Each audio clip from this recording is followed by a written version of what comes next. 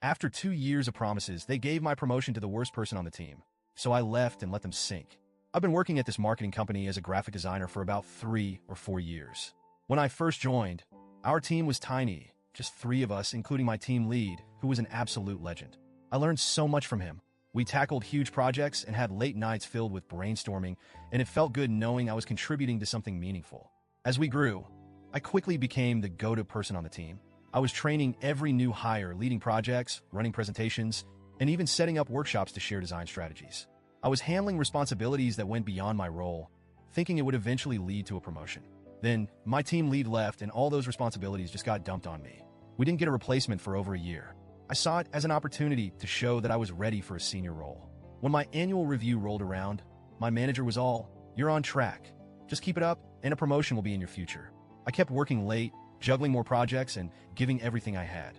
But then, I found out that the company had decided to promote someone else, a newer hire, Jane. She had this social media influencer persona. Bubbly, loud, always talking about her brand and her followers. To be clear, Jane had barely been on our team for a year. Her Instagram and TikTok were full of day in the life of a designer posts, featuring fancy coffee, aesthetic office selfies, and captions about #hustle life. But her work ethic was questionable at best. She'd hand off half-finished projects to me saying, "I'm just so busy with my followers. Can you finish this up?" And she wasn't kidding. She had a decent following online. Her content was all about her corporate journey, but she spent more time curating her social feed than doing actual design work. I'd often find her snapping selfies or posting stories about her busy day while I was fixing her mistakes. But somehow, management loved her. She'd sweet-talk them, constantly dropping numbers about her social engagement and how much attention her personal brand brought to the company. They ate it up. When she was promoted to senior designer, I couldn't believe it. Jane didn't understand the basics of our workflows, didn't know how to work with stakeholders, and barely managed her own projects without help.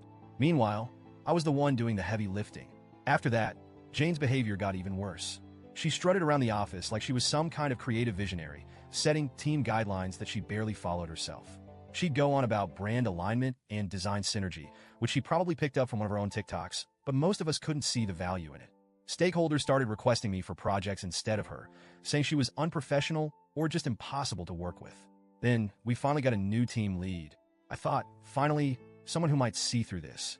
I put together a portfolio of everything I'd been handling: projects, trainings, client feedback, the whole package. I walked him through everything, and he was genuinely impressed. He told me I was an asset to the team and that my contributions were obvious.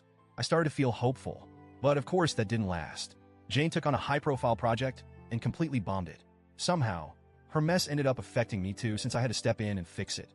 When she realized I had corrected her work, she stormed into the office and confronted me.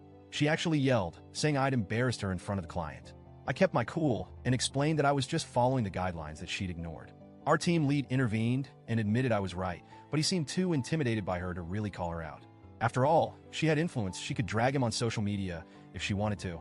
Then my next annual review came up, and I still had a shred of hope that they'd recognize my work. Instead, my team lead gave me an average rating and told me to be more visible in the office like Jane.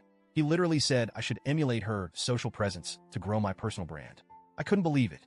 I was the one holding everything together, training everyone, cleaning up her mistakes, and he wanted me to be more like her? I looked him straight in the eye and told him that if he thought she was senior material, he could let her do the work. I was done picking up the slack. He started backtracking, saying they could consider a promotion for me in 6 months instead of a year, but it was too late. 2 weeks later, I accepted a better offer from a company that appreciated my skills. When I handed in my resignation, my manager looked like he'd seen a ghost. He asked me, "What can we do to keep you?" I didn't hold back. I told him I'd given this company everything and had been treated like I was invisible. The best part? Once I decided to leave, I wasn't about to spend my last 2 weeks doing senior tasks. No more training, no more saving her half-baked projects, no more documenting the systems I'd built.